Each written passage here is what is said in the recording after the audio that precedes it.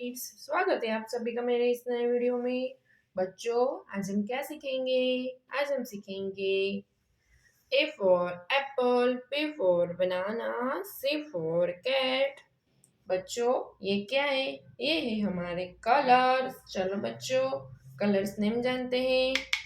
Brown colour, yellow colour, blue colour, light green colour, red colour.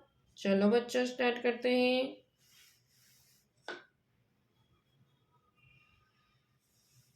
Brown colour, brown colour, A for apple, brown colour, A for apple, brown colour, blue colour, B for banana, brown colour, blue colour, B for banana,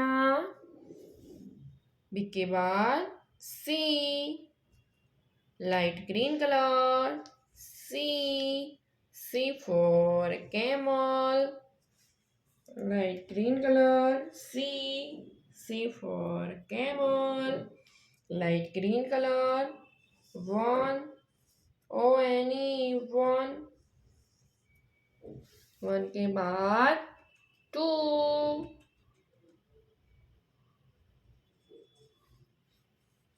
yellow colour, two, TW, two के बाद three, red colour, three, THREE, three. बच्चों, आज हमने क्या सीखा? ABC, 1 2 3। Okay बच्चों, अब मिलते हैं अगले वीडियो में। बाय।